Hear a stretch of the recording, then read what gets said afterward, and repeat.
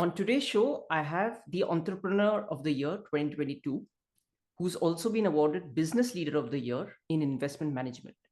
He's a sought after financial expert and has been on over 300 talk shows, including the likes of CNN News 18. His experience includes the Big Four to being a CFO of DLI, a part of the $200 billion Guggenheim Partners. A very warm welcome to the show, Tushar. Thank you so much, Kaushik. Thank you for having me. I really love your show. Thanks. So you've been in the startup space for nearly a decade now. I've tried raising capital for my own startup in 2019, and I eventually realized it's easier to build a franchise network. Of course, that has its own challenges, but eventually I managed to build it and even sold it off. But this is something which is on top of the minds of most founders. What is the one thing that you must have before you invest? And the reason I'm asking you for just one is that it's very easy to give five, but you will be the absolutely the right person who can give that super critical one factor. Well, Kaushik, from my experience, the one super critical thing you must have before investing in a startup is a clear and compelling value proposition. This means that the startup's product or service must solve a genuine problem or address a significant need in the market. And it should offer a unique and valuable solution compared to existing alternatives. Okay. And a strong value proposition not only attracts customers, but it also captures investor interest by demonstrating the startup's potential for growth and sustainability. And what comes first? Is it the horse or the cart? So is it the idea or the founder? Well, both the idea and the founder are crucial components of a successful startup, and they are interconnected in many ways. However, if I had to emphasize the single most critical factor between the two, I would say the founder is more important than the idea. A skilled, adaptable, and determined founder can turn an average idea into a success through effective execution, resilience, team building, and the ability to pivot. The founder's passion, network, and leadership qualities play a vital role in attracting resources and shaping the startup's trajectory. So let's continue on the founder perspective. So I'm a huge fan of Naval Ravikant, who's built many startups since 1999. And it was only in 2010 that he launched Angel List, which of course shot him to fame. You've obviously seen your own share of failed founders. So how critical is the mindset that you need to fail to be able to succeed?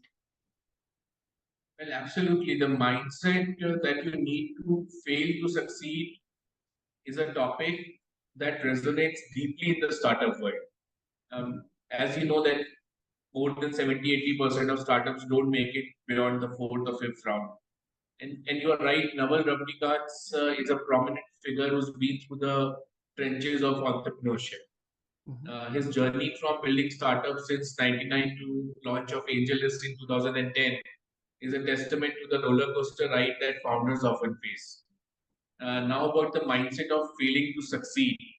It's a fundamental perspective that echoes loudly in the startup world. Failure isn't the end goal, it's a teacher. Viewing failures as stepping stones towards eventual success transforms setbacks into valuable lessons. This mindset breeds resilience, innovation, and humility. Entrepreneurship is a wild ride, often marked by unforeseen challenges. Embracing failure as a part of process encourages founders to bounce back stronger. It nurtures a culture of adaptability and risk-taking, pivotal for groundbreaking ideas. Failure also promotes a deep-rooted growth mindset. They underscore the importance of continuous learning, reminding us that initial plans might need adjustment.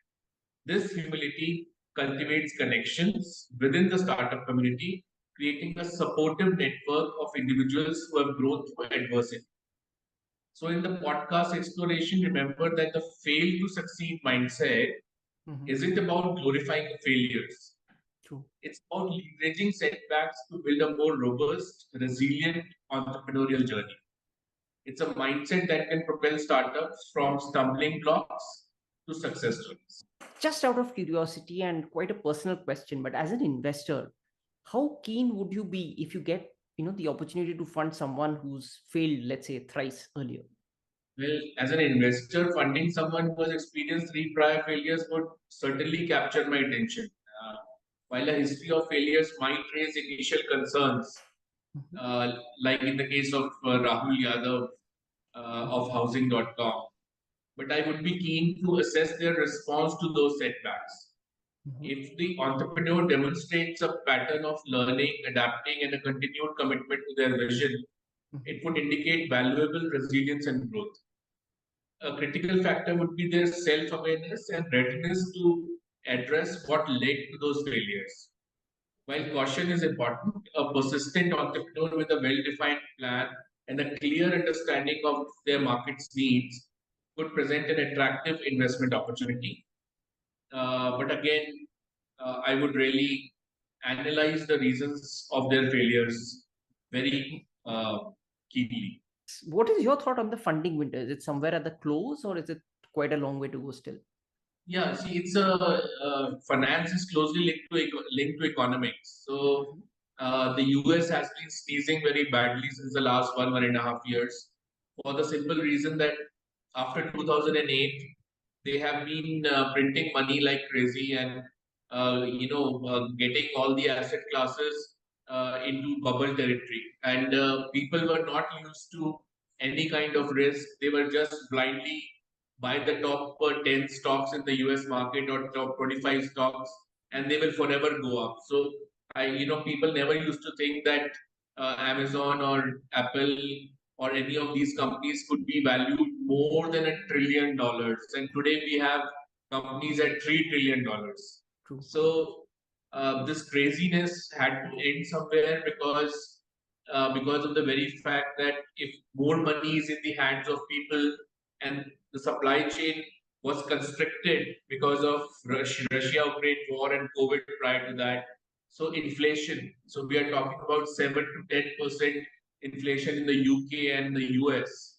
So naturally, with that kind of inflation, people lose elections. So that is why the Federal Reserve has been brought out, and they have increased interest rates, and they are still increasing interest rates, and that is causing a huge problem because the flow of money is less, the money is costly, and that's why the asset classes are seeing a downturn.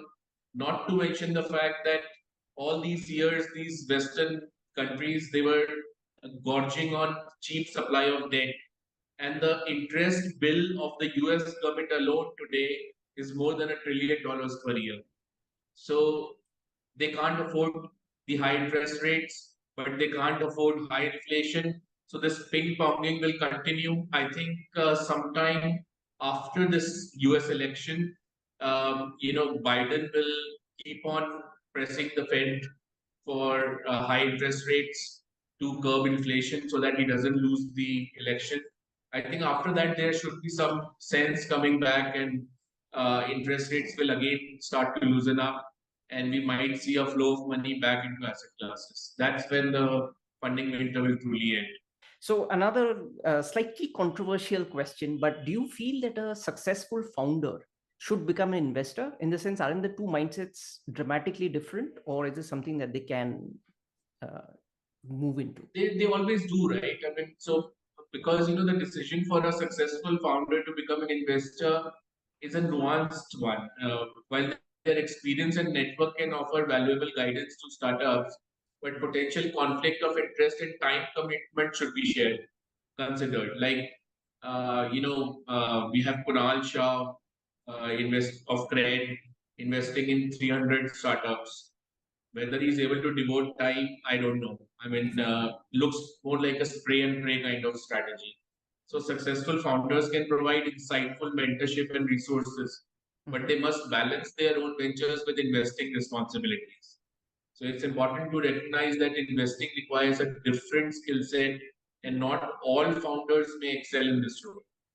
Okay. Ultimately, a well thought out approach aligned with their goals and capabilities, both, can allow a successful founder to contribute positively to the startup ecosystem as an investor. raised very valid points, because let's say even in my case, like I've done it, this is my third company that I'm part of the team, in leadership team, and I have seen that that I just need things to happen very fast. So this is something that and investment is a game all around patience. So the mindset, that is why I was intrigued that how different is it when it comes to the mindset. Look at India. We are a country with people say we are 300 million, 400 million middle class.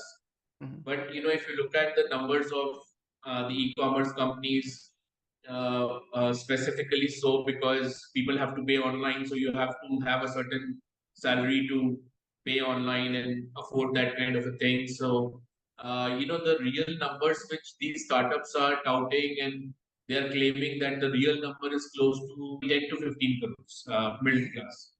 So, what I'm trying to say here is that the monetization takes a long time. I mean, it's only after persistent funding winter and problems with Chinese investors that today we are seeing that Zomato turned profitable, and Nykaa, of course, was slightly profitable, but others they are trying to show profitability. Paytm is on the path of profitability. Yes. And I don't blame them because in India the numbers come fast. So the base gets built up. But the monetization has to be, it's a very sensitive subject because the purchasing power is really less. I mean, we are 2,500 USD purchasing per capita income. And we are talking of comparing with China, which is 12,000 or 13,000, and the US, which is 60,000 plus. Even a small country like Malaysia is more than 10,000 per capita. Wow. So monetization is a perpetual problem. So investors have to be patient because the numbers will come. You can build your business by testing the different monetization strategies. So a lot of patient money is required, which means that the angel investor who comes in first, he has to bear the brunt of actually waiting it out. True, true. Excellent point. And how important is education when it comes to a founder? So, like, do you look for somebody specifically who's an MBA from a premier B school or something of that sort? Education, particularly an MBA from a premier business school, can offer notable advantages to a founder, but its significance is contextual. An MBA provides a comprehensive understanding of business fundamentals, strategic thinking, leadership skills, which can aid in making informed decisions and navigating complex challenges. The networking opportunities in such institutions can connect founders with mentors, investors, and potential collaborators, amplifying their startup's growth potential. However, an MBA importance should be balanced against its potential drawbacks. The substantial cost. Masters Union, like I was there as a judge in one of the events, 27 lakhs. And it's not even a degree, right? So the substantial cost and time investment, I mean, it could limit resources available for the startup. And practical experience is invaluable in the dynamic startup ecosystems. And some people argue that the hands-on learning gained through entrepreneurship or industry-specific roles might surpass theoretical education. So I worked in Deloitte and Touche. I've been in brand capital. I've handled treasuries which were more than $2 to $3 million, and I have reported to a PE fund. So I can tell you that those experiences are also like very valuable, more than academic experience. Not putting the academic experience down, but success isn't exclusively tied to formal education, and many accomplished founders lack traditional business degrees. And recently, there was a study which came that in the mid cap index, the companies which form the mid cap index, more than 50% founders of those companies are now not even graduates. So, Wow. the families seem to be moving away from typically a degree kind of approach. But creativity, resilience, adaptability, and industry specific knowledge can be equally decisive. So how do you evaluate the leadership abilities in the founder or the leadership team, in the sense you're not really involved in the daily on the ground activity? So how do you assess this? Well, assessing leadership abilities from a distance requires a multifaceted approach. Past performance, clear communication, strategic vision, team building skills, and adaptability. They are the key indicators. Analyzing public presence, decision making, delegation, empathy, and external relationships offers insights. While not directly involved, observing the team's growth, innovation, and ability to navigate challenges provides valuable context. So, so that's the way we look at uh, analyzing the leadership from the outcomes which the companies are showing primarily. Very interesting. So my final question is, what is the best advice that you've ever received? The best advice is similar to the advice uh, which Steve Jobs said he received, that the journey is more important than the destination. True. Not all companies will become unicorns, and of course, but they will reach somewhere because they are persisting with a certain sector. So it is important to enjoy and learn from the process rather than solely fixating on end goods. In the context of startups and life, it underscores the value of perseverance, growth, and the experiences that shape us along the way. I remember my grandmother used to open a box of sweets whenever one of my father's brothers, there are seven brothers, used to do some exciting sale in the shop. And he used to announce that today we did this. And they always used to celebrate that. Absolutely. And those small celebrations, they have stayed with me till date. That sometimes we just take everything for granted and we don't forget to be happy on the small steps. So really interesting chat, Tushar. Thank you so much for having taken the time out as well, and wishing you the My very pleasure. best for the future. Thank you so much. Pleasure speaking with you.